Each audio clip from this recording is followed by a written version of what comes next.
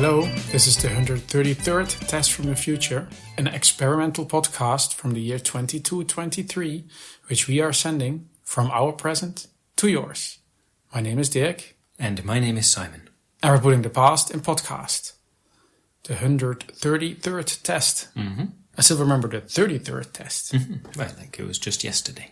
Actually, I don't remember the 33rd. I have no idea what we spoke about either, but somehow it doesn't feel so long ago. It's pretty early on, right? Because the 29th was the first, probably about cars or pods. Or something like that, yeah. Right, that was the first one we got a reply, an email in response to, so that we know went back successfully. So yeah, 33 was pretty early. Because in the beginning, we really covered all the basics. Mm-hmm. You know, the basics of living in the 23rd century. Mm-hmm. Yeah, probably one of those basic episodes then. But 133rd, that's 100 episodes to go. To go? No, ago. It's 130, yeah. 100 episodes ago. Yeah. Wow, okay, we're already getting stuck in numbers. We have a really interesting number coming up. Most definitely, our second anniversary. Next week? Yep, exactly, 134. It'll be 2 years since that first episode went back successfully. Exactly 2 years of podcasting. Every week. Every week, without fail. Either you, or me, or both of us, or none of us. Almost, yeah, sometime. One time. One time, none of us. Exactly. But there was an episode released every week. So we're really looking forward to it. So we didn't plan a big party. No, we already did a big party for the 100th episode. We can't keep partying all the time. That would be too much. Taking it easy in the 23rd century. But this week's episode is not about our second anniversary. It's about C-beam pod clearance. Yep. That's how we something that's been in the news lately and something that's pretty, controversial. That's the word, controversial. Yeah. And I mean, even for 23rd century people, that's kind of a new topic. I guess for 21st century people, they won't even have a clue. Unless they listen to episode 125. Correct. Because we did speak about briefly. Yeah. We did speak about it briefly. So people that really carefully listen to everything and remember everything exactly better than we do, or have, I guess, photographic memories, or really good memories. Those people that still remember what we spoke about in our 33rd episode, those probably know what we're talking about. But for everybody else, you wanna? Yeah, let's update it. So recap it a little. C-beam clearance. So the deal is that for the first time in the coming year, I think is the plan, humanity will be able to use the much faster space travel that the aliens we've been speaking with have been using this whole time. Yeah. Part of being able to use it ourselves is that we need to clear a path in our solar system. So basically clear out all the C-beams. Yeah. And that's where the controversy comes in. I think that's a really nice summary. I think you can basically say it's kind of creating like a highway through space instead of through the sky. Right? We have these highways through the sky, therefore all our hover vehicles to move easily through. Exactly, and they're kept clear of any debris. Yeah, or kind of like a footpath on the ground, something like that. But then this is through space. Apparently there's a whole bunch of stuff in space that makes space travel annoying. If you go really fast, it's really annoying if there's like a comet or an asteroid in the way. Yeah. So how our alien friends dealt with that is just clear paths. So it's not like you can travel anywhere all the time. No, you basically take routes. And then within a solar system or around a planet, you can have slower transport to go to detailed places. But for us, Earth, to be connected to this network of C-beam pods, one needs to be cleared in our solar system. Correct. And it's mostly been done already, actually. So partly it was already even taken care of just for regular travel. It's helpful not to have a whole bunch of stuff lying around in the way, so that part's fine. The controversial part is, there's something that's much larger that needs to be taken care of, and that's Pluto. That's Pluto. And a lot of people didn't even remember Pluto was still there. Right. Well, they remember Pluto, but they remember Pluto as the Disney character. Yeah. And exactly. It's like a curiosity. It often comes up in pub quizzes. Oh, yeah, there used to be this thing that people thought was a planet named after the Disney character. Yeah. And then we downgraded it to not a planet. Exactly, long ago. And then it kind of got forgotten. Yeah. But it's been now it's in the way. Oh yeah, right. It's continued in its orbit. Yeah, it's been circling loyally through our solar system and watched and cared for. And now suddenly it's back on everybody's network because it needs to go. And people suddenly have found kind of like a soft spot for Pluto. Yeah. Like even if no one's really thought about it, and no one does go there. It's not a tourist destination or anything.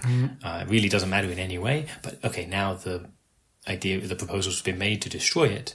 Okay, yeah, it's somehow now it means more to people. It's kind of finding this childhood toy on the attic or so. You want to right. You don't want to throw it out, even though you've not played it with it in decades. And you're not going to use it, and it's all old and unnecessary. But I remember. You have fond memories.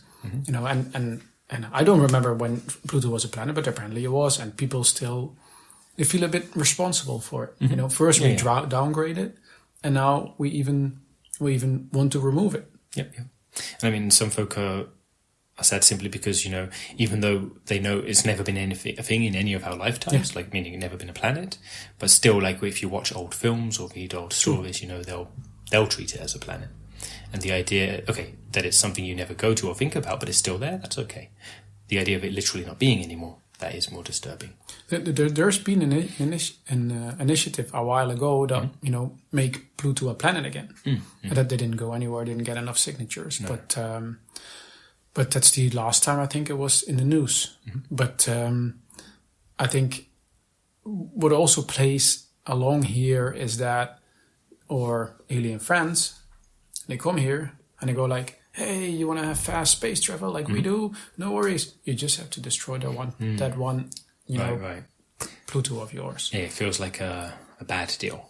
Exactly. It's like they come to our solar system. They tell us to destroy one of our former planets. Well, not like force, but like, if you want this nice thing over here, then you have to do that bad thing over there. Exactly. They don't really care. No, they've got nothing against Pluto. Yeah. But that also plays along with it a little bit. So are we now, how do we know it's not possible without? They tell us we need to remove Pluto, Right, but that's one argument against destroying it. Maybe try without destroying it first. See how it goes. Aliens point out that, but then maybe many times it goes fine. But then the issue is, when Pluto's at just a certain point in its orbit, then slam straight into it. And slam doesn't sound like a good idea. No. But I think that's the whole emotional aspect. But you already mentioned Disney before. They're against it. Sure. Yeah. And they really have good relations with the with Sol, and they have first naming rights for planets and so on. So they're really, deeply involved. Yeah. And they have those naming rights because of what happened to Pluto. So it's a little bit. They're grateful that happened long ago, but sure, they still don't want the planet to be destroyed. Exactly. Well, I say the planet. They still don't want Pluto to be destroyed. And it was also the first celestial body to be named after a Disney character. Right at the moment we have many. But I think the question, of course, that we've been asking at UFOPOO, it seems a little unethical. Oh, right, indeed.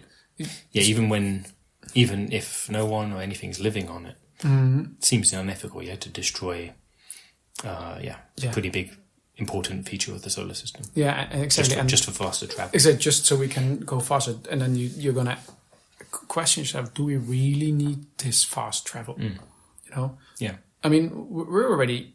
I'm saying we wanted to catch up with Voyager. If we don't clear out, if we don't remove Pluto, that's not going to happen. True.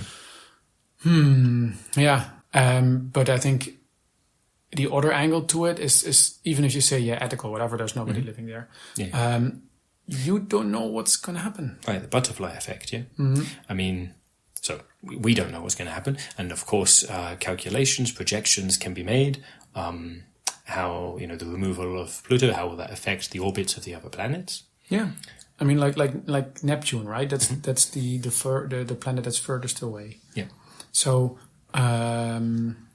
if Neptune is no longer, if Pluto is no longer circling around the solar system after Neptune, because that's where Pluto is, then is maybe Neptune going to spin out? Maybe there's something keeping Neptune in its place, and that's Pluto. Maybe. I mean, it's definitely beyond anything. So I've not studied it, so I don't fully understand it. But the general idea is right that if Neptune's affected, how will that affect the other planets? Yeah. Like, it's not just a matter of the one directly next to it. It's also the other planets in maybe the solar the whole system. thing is in balance. Maybe everything is going to spin out. Perhaps. Or the other way around. If you let's say, going with the simplest solution, we just blow it up. What's it going to do to the other planets? Maybe they're moving closer, or whatever. Or maybe they blew it up, and then there's a whole bunch of debris in the space part. I mean, in the getting rid of debris is, of course, the point. So yeah, we're saying blow up because it sounds a bit more exciting, or I don't know, exciting. It's the word that's used, when it's written about. Really, it would be a really, really controlled demolition, where it's literally taken apart piece by piece, each piece taken away carefully, that there's no debris left. True, actually. Yeah. It is especially a lot of the emotional discussions, because a lot of the discussions at the moment they talk are about very destruction emotional. and explosions. But it's also for dramatic effect, Because, I mean, again, the aliens, they don't really understand why we're so upset. Right. Because they've done space travel, they've traveled across galaxies, they've cleared a whole bunch of C-beam paths. I don't know what debris they've gotten rid of. Sure, we don't know, And we're saying the aliens, because actually in this, they're united, of the same opinion, the Martians and the Illuminati. Yeah. Sometimes, they have differing opinions, but on this, they think the same way. Yeah, exactly. And they've been in touch with each other for a long time, and they've considered us ready for, like a couple of decades ago, to say these guys are not ready for taking on a bigger role in the universe. And then they start giving us space travel, and then we go like, oh yeah, well, how about or we have this little dwarf planet, or and then they go like, what are you guys talking about? Yeah. Do you know how many of these are in the whole universe? Who cares about yours? But I think, the benefits are pretty big. And personally, I was really looking forward to some serious space sightseeing, checking out the different sites in space. Right, and exactly beyond our solar system, and really being able to go further afield to actually, especially in your job, I presume you hear about all kinds of places, and now you'd be able to actually see them firsthand. Whoa, I hadn't even thought of that. Yeah, that's for sure. Yeah, I was thinking also more like leisure travel. That too, of course. Not sure what the costs are, but I wouldn't mind going on a bit of a sightseeing trip. Yeah, and I'd hope you get a discount for your work. Yeah. And after, I don't know, like teleporting around the Earth, I don't know how many times already, I've seen pretty much every interesting angle there is. And I've even seen some of the places in our galaxy by now, so. This is maybe a closer to, so maybe not everyone would be able or want to travel so far, but everyone could own a small piece of Pluto. That's one other benefit of it being dismantled. Like I say, it would need to be taken apart carefully, so it would be trivial to divide it up into enough pieces that every living being could have a small piece of Pluto. Nice. And this could even then cover for the cost if everybody buys a tiny piece of Pluto. Yeah. Although there might just be like... Could also be a promotional thing. You don't have to buy it, just everyone's given. It's kind of like a souvenir. Yeah. Okay, we all feel a little sad about it, but here's a piece. Yeah, maybe they're all carved into the Disney character, Pluto. I was reading about some non-governmental organizations who are actually trying to buy pieces of Pluto to avoid it being destroyed or dismantled. So not buying like discrete chunks, but rather, hey, we own this many square kilometers on Pluto, so you cannot destroy it. Exactly. You can destroy the rest of it, but not this bit that we're owning. Not sure how that's going, because... Not sure either, because they own those square kilometers. Do they own its position in space relative to the sun? Or, just that chunk of land, because, okay, cool, you own it, here you go, drop it off on your doorstep. Except you take it apart, like, ding dong, is this your piece of Pluto? It's in your yard now. Fair enough, I think if Pluto would stay in its place and it would have a piece of Pluto, that would be pretty cool, actually. Or even if it's still there. I see what you mean, like... I think so it is made into some part of it's made into souvenirs. Yeah. Or things that you can have. Yeah, that would be pretty cool. It could be done to the extent where it maybe, like, just as an example, half of its mass is turned into these little Pluto figurines that everyone can have. Half of its mass remains in orbit, but because now it's half the mass, maybe its orbit changes to the degree where it's no longer an issue, that it's no longer going to interfere with the C-beams. And it's just like a slimmer Pluto. I see what you mean. Even can stay in the same orbit, right? But then it's just the right width that the C-beam can go straight by without issue. That's actually a good idea because of course, like part of the debate are all the alternative solutions, and I've heard the one that wanted to build a tunnel straight through Pluto. Yeah. Which, I mean, at that point, okay, it's possible then to line it up, with the flights that they go along the C-beam, and then when Pluto is at that point in its orbit, that it goes directly through the tunnel. But the margin of error there is really, really tight. That's still a little risky. At that point, I mean, the aliens both, so the Partians and the Illuminati, they both said, just destroy it. What are you doing? And also, apparently, the core of the planet is kind of essential for its orbit. If you actually remove the core, that's not going to make for a very stable planet. And then if you want to fly straight to a very unstable planet, not sure how much fun that's going to be. No, right. And if it's the kind of tunnel which goes into the planet, then around the core, and then out the other side of the planet, that's going to slow you down. Meaning, it's getting a bit silly. But your suggestion of like making it a very slim planet, depending on how you position it, maybe that's going to work. Potentially, yeah. I'm not sure if I have my interspatial geo coordinates right, but that could work. Could do, but it seems, like I say, it's on par with the tunnel. It's getting very fiddly, and it's still kind of like partially destroying Pluto, right? And then because a lot of the, let's say, more pragmatic initiatives are saying we don't really need to have fast space travel from Earth. We can just take our slow tardigrade ships there, and then right to Pluto or just beyond Pluto, and then from there, and then have space travel. But that's still... It's not so popular. Like, in theory, of course, that's possible. I mean, at the moment, we don't even have such fast travel over there. Yeah. So in that sense, it wouldn't be a difference. But part of what's made the idea of this so appealing, of using the C-beams, is that, it will be much faster. And if you tack onto that a few weeks' travel... Yeah, exactly. I mean, if it would be like, I don't know, the moon or so, I can still live with, traveling slowly to beyond the moon and then go fast. But Pluto... I've never been. I mean, I obviously have never been this far because only recently mankind has. But that's gonna. The aliens are also going to say, "What are you guys doing?" That seems to be their common refrain. Yeah. And then, of course, there's the people that want a massive detour. Go a completely different route. Pluto's not an issue. Exactly, but apparently there's something in the way everywhere. Exactly. Like the most. There's only a few routes which are even feasible. Yeah.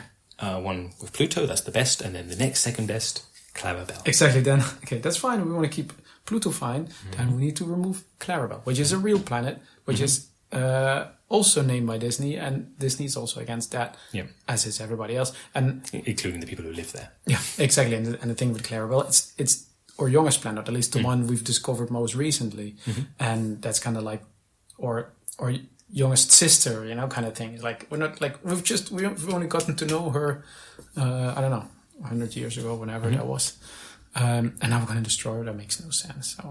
No. Yeah, so I think those are all the most popular ideas. Yeah, right. They're the ones I've read about.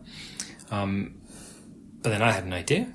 I don't know how feasible it is. I'm guessing it's pretty difficult. Is why it hasn't come up as another suggestion. But basically, what about moving Pluto, like from its orbit, to somewhere else? Like we joked a little earlier, about taking chunks of it, putting them on people's doorsteps. But what about taking Pluto and putting it in a completely different orbit? Then you don't lose Pluto. Like it's not destroyed or anything, and the C-beam path is cleared. Moving Pluto, is that even possible? That's the bit where I'm not so. I don't know what would be involved with that. Where would we move it to? I mean, that's sort of another question. Similar to destroying it, you'd have similar concerns. Yeah, like how will it affect the orbits of the other planets, the other bodies in the solar system? So, I wonder. I'm not sure how that works, but is basically every kind of orbit taken, or are there basically free frequencies and that are just randomly populated in different solar systems. And we still, Earth is at 7 and Mars is at 10, but at 8 there's nothing. So we could move Pluto there, something like that. You reckon that's a thing? I mean, it seems like there should be enough space, and like I say, just working out the orbit that would not have bad effects on the rest would be the work, basically. I would vote for really close to Earth that we can see it. Right, that we could actually, that would be nice. I was going to say to visit it, and so sure, if it's close enough to see, that would make it even easier to visit. You just take a regular shuttle there, nothing special. Yeah. I just imagine, besides the moon that is now, let's say, that's orbiting Earth, of course, you can see it occasionally depending on constellations and so on. But I'm not sure what color Pluto would have. I just imagine like a tiny speck that you also occasionally see depending on how things are. Right. It would depend how close it is, yeah. What if it was made like a second moon of the Earth? That would, then as well as the other planets in the solar system, you'd also need to consider how it affects the tides. True. So, meaning the oceans, and also, the magma underneath the crust, that's all affected also at the moment by the moon. It's the closest thing affecting it. Okay, if Pluto is also orbiting the Earth, maybe there would be some other issues to deal with. I can just imagine that we all get together, we all discuss it about a whole long time, and then we agree that the perfect distance from Earth is blah blah blah, that is somewhere between Earth and Mars, whatever, with a tiny speck, and you occasionally see it. Orbit, it's not going around the Earth. Yeah. And then we do all that, and it's in place, and it's like, hey, everybody's happy, and then to find out, but now it's blocking the C-beam path again. It's like, that would right. You'd hope that would also be taken into account. It's like, oh shit, I have to do it again. That's actually pretty cool. Maybe we can even set up a vote. Where should we move Pluto to? I mean, we could, yeah. We could even. It could even mean an upgrade. I'm not sure when something classifies as a planet, but if we bring it at a certain spot, maybe it gains points, and then we can upgrade it to a planet again. Right, maybe it's not just to do with its size, but also location or status. What's on it? Exactly, it's color. That's actually a pretty good idea. Maybe it just needs a bit of a refurbishment, to turn it into a planet. Yeah. And that'll be easier to do if it's closer. Like right now it's so far away, okay, it's too much hassle to go over there, paint the place up, tidy it up, whatever. Bring it closer, maybe more feasible. True. And maybe it's solid now, but if it gets closer to the sun, it becomes liquid? No, the other way around. Hopefully not. Yeah, exactly. Hopefully not. Yeah, that's true. Because if it turns, I was imagining turning to liquid, like the whole thing just turns into a ball of water and evaporates and goes away. Yeah, no, that makes hopefully no sense. not, because then there's no more Pluto. But is that what you meant by liquid? No, I meant then we can actually visit it.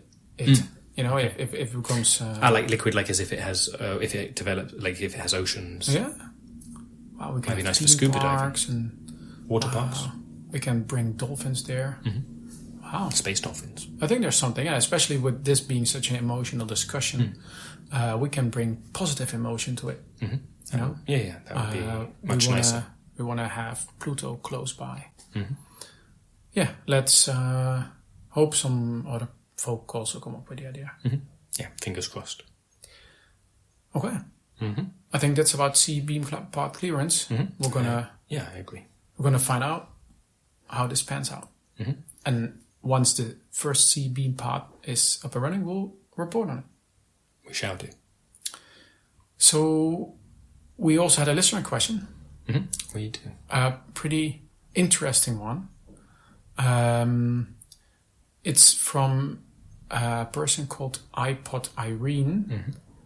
But she sent us a pretty lengthy email, which we...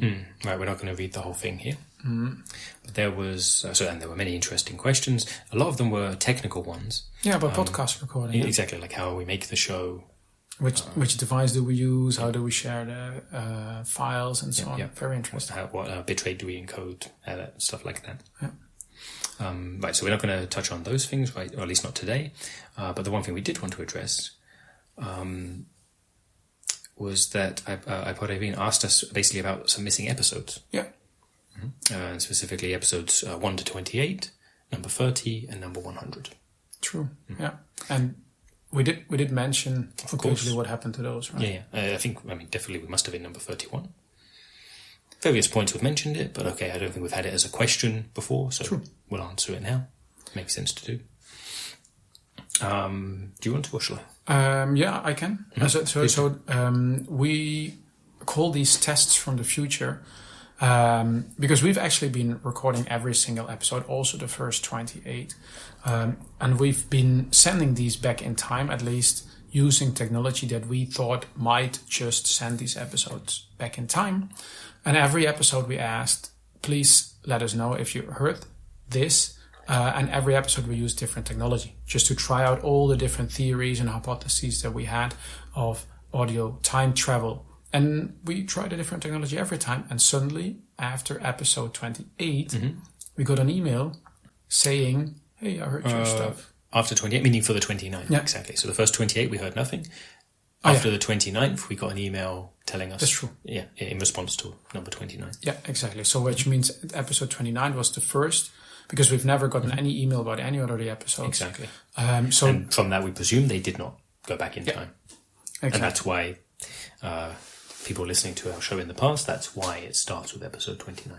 Exactly. And by the time we got the email, we had already recorded episode 30 and sent that back in time with different technology. And then we got the email saying, hey, we just heard 29. So from 31 onwards, then we used the low fidelity wave burner. Exactly, set to minus 20. Definitely. Since that's what worked for 29 and seems to have worked for every episode since 31. Exactly, so that's why 1 to 28 are missing. And that's also why 30 is missing, because we just read the email late.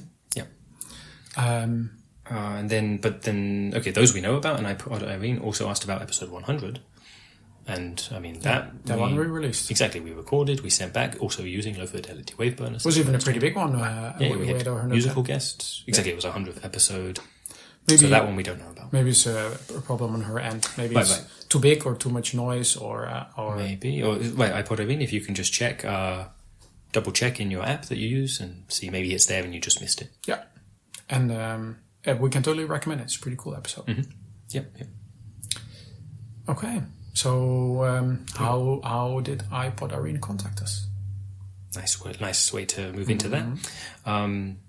She emailed us at michaellasagna5@gmail.com, and if people listening to us in this episode in the past would like to confirm that they've heard it, they can also send an email to michaellasagna5@gmail.com and put the number 133 in the subject and ask all kinds of fun questions in the email itself. Yeah, and I will answer them on the show. Exactly. Okay, that was it for episode 133. Thanks for listening, and see you in 200 years. Bye-bye.